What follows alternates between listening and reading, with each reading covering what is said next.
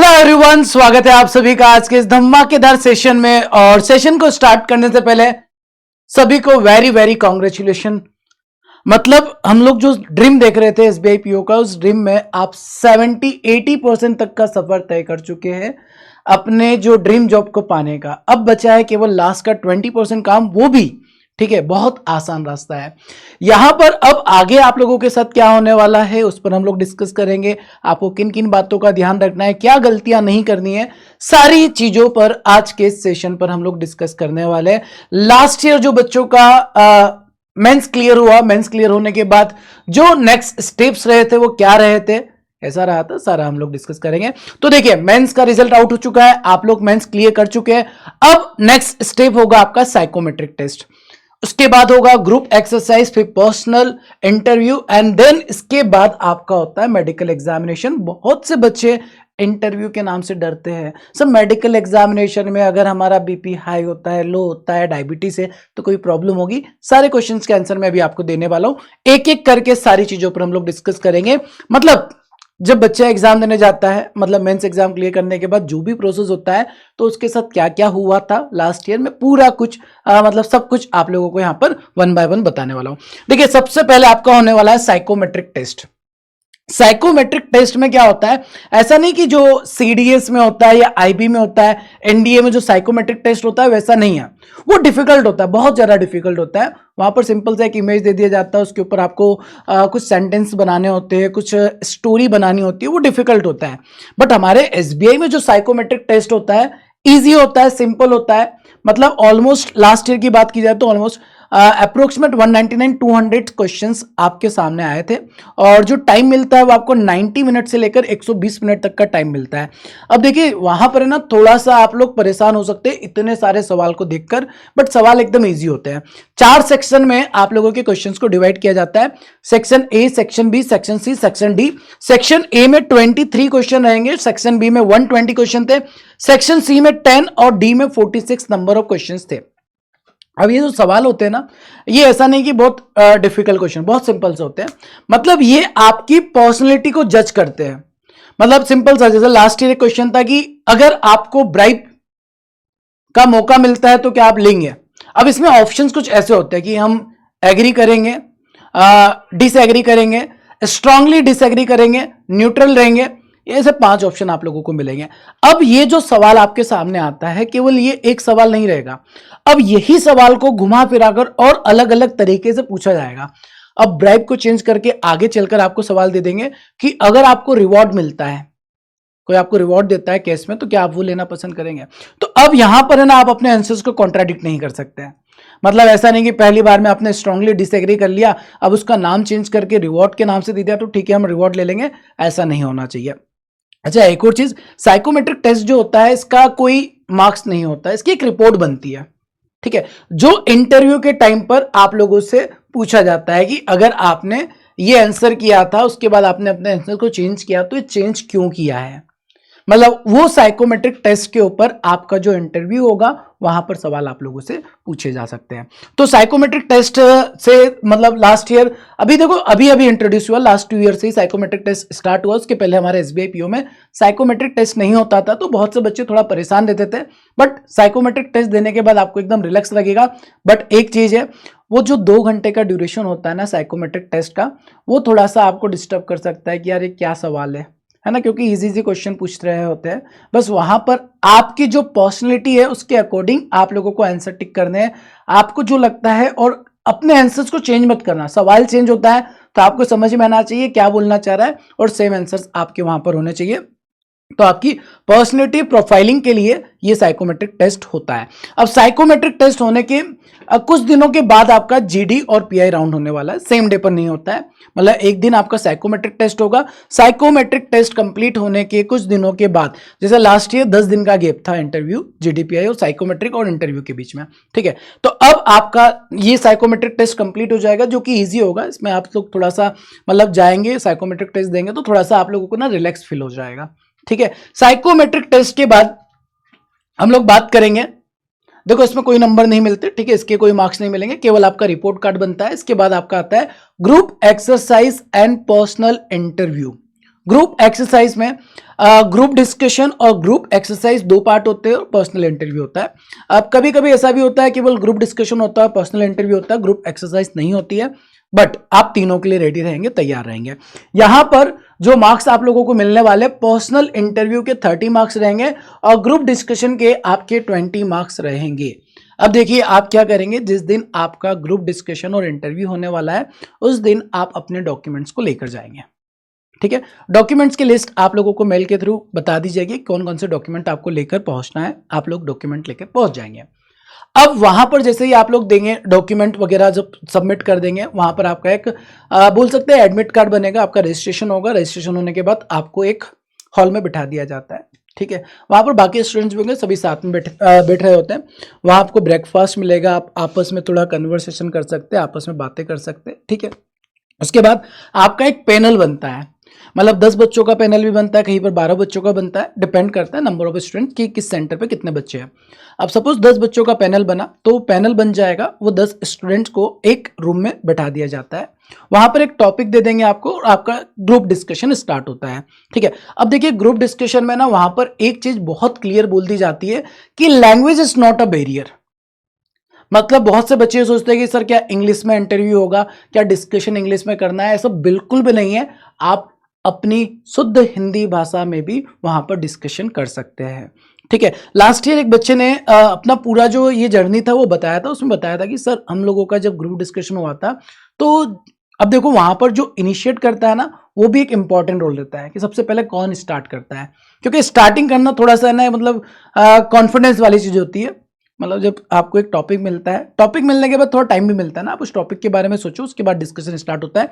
तो सबसे पहले स्टार्ट कौन करता है, स्टार्टिंग में उसने बताया कि कुछ बच्चे थे जो इंग्लिश में बातें कर रहे थे, इंग्लिश में पूरा डिस्कशन चल रहा था और एक बैरियर बन गया था कि सारे बच्चे इंग्लिश में डिस्कस कर रहे थे। तो वहां पर सर मेरे तो हिंदी के लिए रेडी था, हालांकि उनको इंग्लिश भी आता था बट वो हिंदी के ज़्यादा कंफर्टेबल थे, तो उन्होंने इंग्लिश में हिंदी में डिस्कशन स्टार्ट किया। और जैसे ही उन्होंने हिंदी में डिस्कशन स्टार्ट किया तो बाकी जो बच्चे थे जो हिंदी में डिस्कस करना चाह रहे थे वो लोग भी धीरे धीरे बोलना स्टार्ट किए। तो ये एक चीज जो उन बच्चों ने उस बच्चे ने की थी, ये एक तरीके से उनका लीडरशिप स्किल दिखाता है कि उन्होंने इनिशिएट किया और बाकी बच्चे भी उनको फॉलो कर रहे हैं। तो ये सारे पॉइंट्स नोट डाउन किए जाते हैं कि आपका कैसा बिहेवियर रह रहा है, आप किस तरीके से कम्युनिकेट कर रहे हैं। एंड ग्रुप डिस्कशन में बेटा बिल्कुल भी डिबेट नहीं करनी है, आप पॉइंट को काउंटर करेंगे बट एकदम पोलाइट वे में। ऐसा नहीं कि आप लोग एकदम डिस्कशन में एकदम आर्ग्यूमेंट पे आ गए, ये डिस्कशन का पार्ट नहीं होता है। आपको सिंपली पोलाइट वे में एक लीडरशिप स्किल भी आपके अंदर दिखनी चाहिए, वहां पर वो चीज होना चाहिए, उसी के अकॉर्डिंग आप लोगों को मार्क्स बनते हैं। अब ग्रुप डिस्कशन हो गया, ग्रुप डिस्कशन में आपने अपने पॉइंट्स रख दिए, सामने वाले ने अपने पॉइंट्स रख लिए और डिस्कशन कुछ ऐसा हेल्दी होना चाहिए कि सारे बच्चे सेम पेज पर डिस्कस कर रहे हो, डिबेट नहीं हो। इसके बाद ग्रुप एक्सरसाइज अगर होता है तो ग्रुप एक्सरसाइज में क्या होता है, जैसे फॉर एन एग्जांपल एक टॉपिक आपको दे दिया, ठीक है, एक टॉपिक दे दिया नोवेल। अगर कोई नोवेल आप बनाना चाहते हो तो किन बातों का ध्यान रखोगे, उसमें कुछ पॉइंट्स आपको दे देंगे कि जब नोवेल आप बनाएंगे तो उसमें पेज की क्वालिटी देखेंगे, आप ये देखेंगे कि नोवेल का जो राइटर होगा वो कौन होगा, वो सिलेक्ट करेंगे। तो किन किन चीज़ों का आप ध्यान रखोगे एक बेहतर नोवेल बनाने के लिए, ठीक है। तो ऐसा कुछ टॉपिक आपको दे देंगे, उसके लिए आपको टाइम दे देंगे और उसके बाद फिर आप लोगों को उस पर एक्सरसाइज करनी होती है, डिस्कस करना होता है और सारे बच्चों को ऑलमोस्ट ट्राई करना होता है कि सेम पेज पर आ जाए। पहले नंबर पे ये इंपॉर्टेंट, सेकंड नंबर पे ये, थर्ड नंबर पे ये। हालांकि कई बार ऐसा होता नहीं है कि सारे बच्चे सेम पेज पर आए, बट ये ट्राई करना है कि सारे बच्चे सेम पेज पर आकर एक फाइनल कंक्लूजन दे पाए। तो ये आपका हो जाता है ग्रुप डिस्कशन और इंटरव्यू राउंड। इसके बाद अच्छा ग्रुप डिस्कशन हो गया, ग्रुप एक्सरसाइज हो गया, इसके बाद नेक्स्ट जो पार्ट होता है वो आपका होता है इंटरव्यू राउंड होगा, ठीक है। तो यहां पर मैंने आपको जैसा बताया कि ग्रुप डिस्कशन और एक्सरसाइज के 20 मार्क्स मिलेंगे, इंटरव्यू में आपके 30 मार्क्स होते हैं, ठीक है। देखो ग्रुप एक्सरसाइज कई बार ऐसा भी होता है कि होता भी है, नहीं भी होता है, ये भी रहता है, ठीक है। और ये जो स्टेज आपका चल रहा होता है ना, इस स्टेज के दौरान आप लोगों का डॉक्यूमेंट वेरिफिकेशन भी चल रहा होता है साथ ही में, ठीक है। आपको जो डॉक्यूमेंट सबमिट कर दिए और आपका इधर एक्सरसाइज ग्रुप एक्सरसाइज इंटरव्यू चलेगा, उधर डॉक्यूमेंट वेरिफिकेशन भी हो रहा है। अच्छा डॉक्यूमेंट वेरिफिकेशन आपकी ज्वाइनिंग के टाइम फिर से होते हैं। अब यहाँ पर एक और जो डाउट रहता है कि सर अगर मेरा कोई डॉक्यूमेंट मिस हो जाता है या डॉक्यूमेंट सही नहीं होता तो क्या मेरे को रिजेक्ट कर देंगे? बिल्कुल भी नहीं, आपको रिजेक्शन नहीं मिलता है, आपको टाइम मिल जाता है। मतलब अगर आपका कोई डॉक्यूमेंट नहीं है या कोई डॉक्यूमेंट मिस हो जाता है या कुछ भी प्रॉब्लम होती है तो आप लोगों को एक अंडरटेकिंग देना होता है और आपको टाइम मिल जाता है कि ज्वाइनिंग के टाइम पर आप डॉक्यूमेंट दे सकते हैं, सबमिट कर सकते हैं। तो इसको लेकर परेशान मत होना, ठीक है, इस चीज को लेकर अगर कोई बच्चा परेशान है कि सर डॉक्यूमेंट में मेरा ये डॉक्यूमेंट मिस है, अब क्या होगा, तो बिल्कुल टेंशन मत लेना। ठीक है, डॉक्यूमेंट आप लोग बाद में भी सबमिट कर सकते हैं, ज्वाइनिंग के टाइम तक आप लोग अपना डॉक्यूमेंट रेडी कर लेंगे। तो साइकोमेट्रिक टेस्ट जो होता है सिंपल होता है, उसके लिए आपको परेशान बिल्कुल नहीं होना है। सेकंड जो मैंने बोला है कि ग्रुप एक्सरसाइज डिस्कशन, और एक बार जब स्टार्ट हो जाता है ना बेटा, बहुत मजा आने लगता है उसमें भी, है ना, तो ये भी एकदम सिंपल होता है। अब इंटरव्यू को लेकर बहुत सारे बच्चों को एक फोबिया रहता है कि सर इंटरव्यू में डर लगता है हम लोगों को, वहां भी डरने की कोई बात नहीं है। मेरा भी ना 3-4 बच्चों से अभी डिस्कशन हुआ था कि आपका इंटरव्यू का एक्सपीरियंस कैसा था, क्या था। बहुत से बच्चों को डर लगता है, आपको भी डर लगता है, ऑब्वियसली नर्वस हर कोई होता है ना। क्योंकि यहाँ तक जहाँ तक आप पहुँचे हो ना, यहाँ तक पहुँचना इतना आसान नहीं होता है। अगर हम यहाँ तक पहुँच गए, इसके बाद थोड़ा सा डर रहता है कि अगर रिजेक्शन मिल गया तो क्या होगा। ठीक है, तो नर्वसनेस तो बनता है, बट स्टिल आप जैसे ही जाएंगे, आपका इंटरव्यू स्टार्ट होता है, तो इंटरव्यू के मैं आपको कुछ सवाल भी बता दूंगा, किस तरीके से इंटरव्यू होता है वो भी बता दें। सबसे पहले आपको ना 5 to 6 मेंबर का एक पैनल होता है, जिसमें से एक मेंबर केवल आपकी बॉडी लैंग्वेज को देख रहा होता है, जज कर रहा, वो आपसे सवाल नहीं पूछेगा, वो केवल आपको देख रहा होता है, आपको जज कर रहा होता है कि आप कितने नर्वस है, आपके मतलब मूवमेंट कैसा है, बॉडी स्ट्रक्चर क्या है, आप किस तरीके से बैठे हो, ये सारी चीजें नोट कर रहा होता है वो। ठीक है, बाकी 4 मेंबर्स जो होंगे, 4 to 5 मेंबर्स, वो आपसे क्वेश्चंस पूछ रहे होंगे। अब सवाल भी ऐसे नहीं पूछते कि यार टफ क्वेश्चन है, आपका जो डाटा उनके पास है उसमें से ही सवाल निकल कर आएंगे। आपके साइकोमेट्रिक टेस्ट में आपने जो आंसर दिए वहां से सवाल आ सकते हैं, आपने अगर कॉलेज में किसी प्रोजेक्ट पे काम किया वहां पर सवाल पूछे जा सकते हैं। तो अलग अलग टाइप के क्वेश्चन जो रहेंगे वो आपसे ही रिलेटेड सवाल पूछे जाएंगे। कुछ सवाल होते हैं जो बैंकिंग रिलेटेड पूछे जाते हैं, बट स्टार्टिंग में यही कॉमन चीज होती है, आप अपने बारे में बताइए, आपके पापा क्या करते हैं। जैसे लास्ट ईयर एक बच्चे से जो पूछा गया था, मैं आपसे बता रहा हूं क्या क्या सवाल पूछे थे। उनसे पूछा गया था सबसे पहले कि आपने क्या किया, मतलब आपका ग्रेजुएशन क्या है, तो उन्होंने बोला कि सर मैं बीटेक था, बीटेक कंप्लीट किया था। तो यहां पर सवाल डेफिनेटली बनेगा कि अगर बीटेक किया था तो बीटेक से बैंकिंग में आने की क्या जरूरत पड़ी। ये कॉमन क्वेश्चन है जो पूछा ही जाएगा कि यार आपने अगर बीटेक किया था तो क्या बीटेक में अपॉर्चुनिटी नहीं थी जो बैंकिंग में आप आ गए।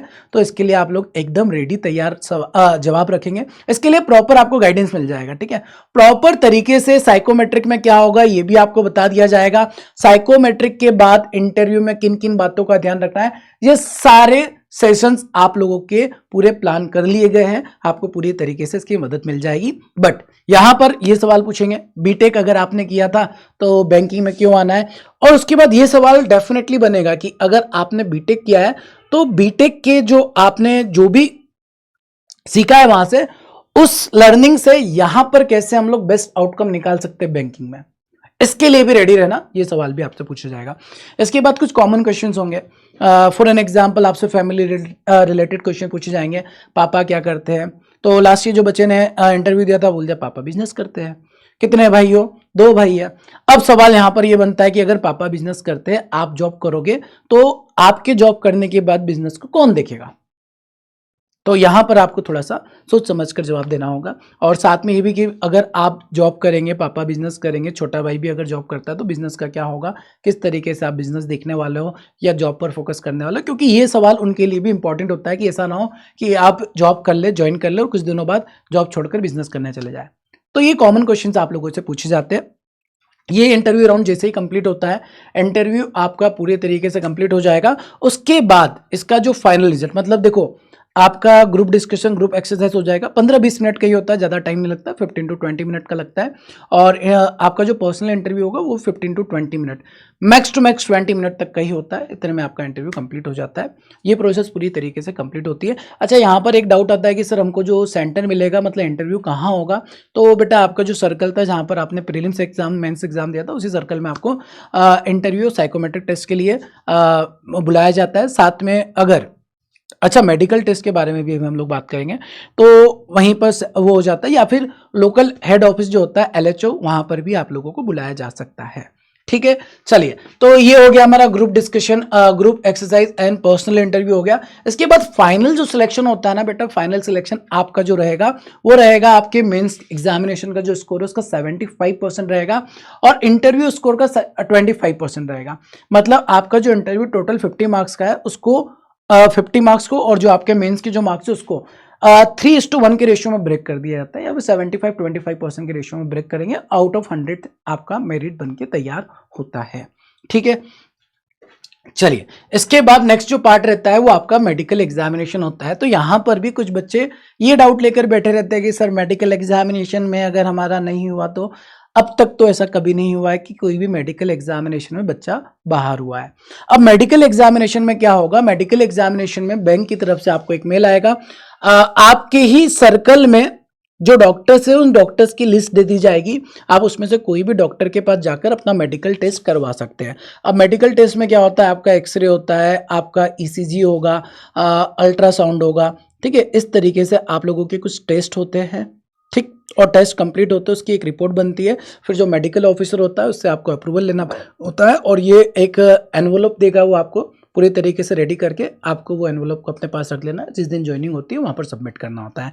तो मेडिकल टेस्ट में ऐसा नहीं है कि सर अगर मेरे को चश्मा लगाया तो मैं एग्जाम मतलब मेरे को ऐसा तो नहीं बाहर कर देंगे, ऐसा बिल्कुल भी नहीं होता है, ठीक है, एकदम सिंपल होता है। मतलब बैंक ये चाहता है यार कि आपको अगर वो रखता है, आपकी ज्वाइनिंग कर रहे हैं वो, ठीक है, तो ऐसा ना हो कि इन फ्यूचर आपको कोई फैमिली मतलब कुछ हेल्थ इशू हो जाए जिसकी वजह से आप काम ठीक से ना कर पाए, दैट्स वाई ये मेडिकल टेस्ट होता है। तो छोटी छोटी जो चीज़ें होती है, जैसे डायबिटीज़ है, तो ये कोई बड़ी चीज़ नहीं है, इसमें कोई दिक्कत नहीं होता है। अब कलर विजन वाली चीज़ थोड़ा सा इंपॉर्टेंट हो जाती है। कलर विजन में क्या है, जैसे आप लोगों के सामने 10 नंबर दे दिया है ना, अब 10 में से आपको 8 नंबर दिख नहीं रहे, 1-2 नंबर ही दिख रहे, तो फिर ऑब्वियसली वहां पर उनको डिसीजन लेना पड़ेगा कि यार आगे चलकर ये काम कैसे कर पाएंगे। बट अगर 10 में से 1-2 सवाल गलत होते हैं, बाकी सारे सही होते हैं, तो डेफिनेटली आप लोगों को कंसिडर कर लिया जाता है। तो मेडिकल टेस्ट जस्ट इसलिए होता है कि भाई आगे चलकर ऐसा कुछ ना हो जिसकी वजह से आपको वो जॉब को छोड़ना पड़े, दैट्स वाई मेडिकल टेस्ट होता है। बाकी अब तक कभी मैंने ये नहीं सुना है कि मेडिकल टेस्ट में कोई बच्चा बाहर हुआ है, तो इसको लेकर बिल्कुल परेशान मत होना है। एक तरीके से देखा जाए तो ये आप लोगों के लिए भी बेटर हो जाता है कि आपका मेडिकल टेस्ट हो जाता है कंप्लीट फ्री, ठीक है। और मेडिकल टेस्ट होने के बाद फाइनली लास्ट ईयर देखो जनवरी में इंटरव्यू हुआ था और मार्च तक रिजल्ट आ गया था, मतलब 2 मंथ के अंदर आपका फाइनल रिजल्ट आ जाता है। तो ये मान के चल सकते हैं कि अभी आपका जैसे इंटरव्यू और ग्रुप डिस्कशन हो जाता है, उसके 1 महीने के बाद आपका जो है वो फाइनल रिजल्ट आ जाता है, आपका मेरिट में नाम आ जाता है, आपकी ज्वाइनिंग स्टार्ट हो जाती है। अब ज्वाइनिंग में 2 साल का प्रोबेशन पीरियड होता है, 2 साल आपकी ट्रेनिंग ही चल रही होती है, और ट्रेनिंग को भी अलग अलग पार्ट्स में डिवाइड किया जाता है, वो आप लोग जैसे ही ज्वाइन करेंगे आपको पता चल जाएगा, ठीक है। और फिर लास्ट में ट्रेनिंग कंप्लीट होने के बाद आपको बैंक अलॉट कर दी जाती है, किस बैंक में जाकर आप लोग काम करने वाले हैं, ठीक है। तो यार बिल्कुल डरने की बात नहीं है, इसके बाद की जो भी स्टेजेस होगी, जितने भी फेसेस होने वाले हैं, एकदम सिंपल होने वाले हैं, बस आप लोगों को जो बताया जाए, ठीक है। अभी आप लोगों का जो इंटरव्यू राउंड होगा, मॉक इंटरव्यू भी होगा यहीं पर, ठीक है, आपके फाइनल इंटरव्यू से पहले मॉक इंटरव्यू भी आप लोगों के लिए कंडक्ट कराया जाएगा। आपको फैकल्टीज इंटरव्यू के लिए और रेडी करेंगे, तैयार करेंगे। एक्स बैंकर जो ऑलरेडी इंटरव्यू पैनल का हिस्सा रह चुके हैं, वो भी आपको प्रॉपर तरीके से गाइड करने वाले हैं। तो बैंकिंग वाला की पूरी टीम आपकी मदद करने के लिए रेडी है।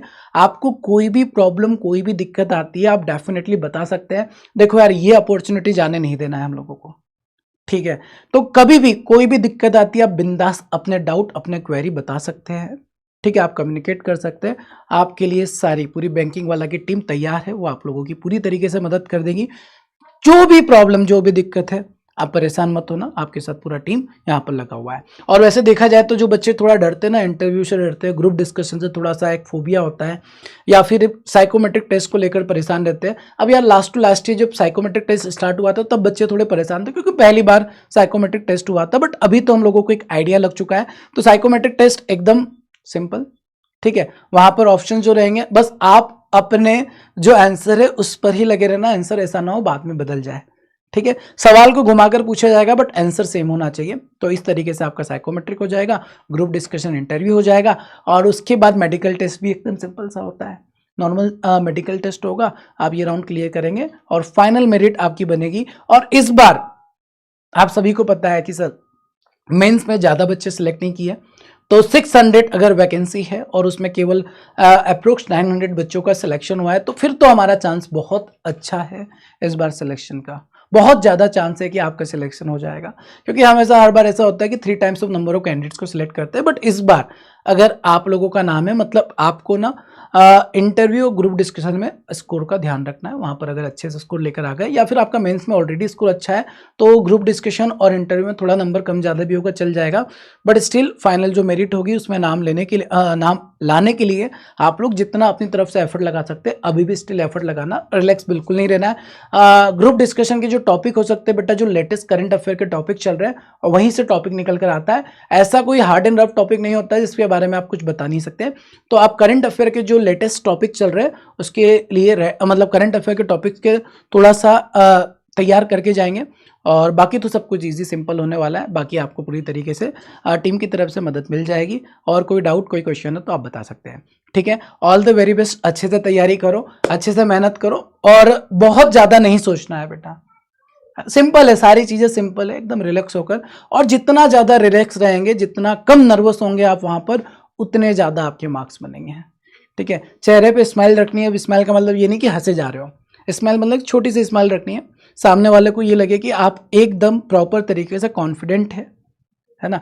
आपकी तैयारी बहुत अच्छी थी, आपने बहुत अच्छे से मेहनत की है, आप एकदम रिलैक्स है, तो वहाँ पर इसके भी मार्क्स मिलते हैं। बॉडी लैंग्वेज ऐसा नहीं कि हाथ पे हिला रहे, डर लगता है तो वैसा ही करते हैं ना हम लोग कॉलेज टाइम के एक्सटर्नल इंटरनल एग्जामिनेशन में, मतलब पेन ले लेते हैं, पेन को ऐसे हिलाया जा रहा है, पैर को हिलाया, ये सब चीज़ें आपको नहीं करनी, इसके बारे में पूरा ध्यान रखना है, ठीक है। बाकी हम लोग फिर मिलते हैं अपने नेक्स्ट सेशन में, तब तक के लिए सभी अपना ध्यान रखेंगे। ट्रेनिंग प्रोबेशन के बारे में ऑलरेडी मैंने बता दिया आप लोगों को। प्रोबेशन 2 साल का रहेगा, 2 साल तक आपका ट्रेनिंग भी चलेगा। ट्रेनिंग में अलग अलग पार्ट में आप लोगों की ट्रेनिंग होती है, अलग अलग तरीके से होगी, वो आप लोगों की ज्वाइनिंग के बाद बता दी जाती है। और अलग अलग सर्कल की कुछ अलग अलग तरीके से ट्रेनिंग हो रही होती है, तो वो सर्कल के ऊपर थोड़ा डिपेंड करता है, ठीक है। बाकी मिलते हैं हम लोग अपने नेक्स्ट सेशन में, तब तक के लिए सभी अपना ध्यान रखेंगे। Thank you so much, bye bye, take care.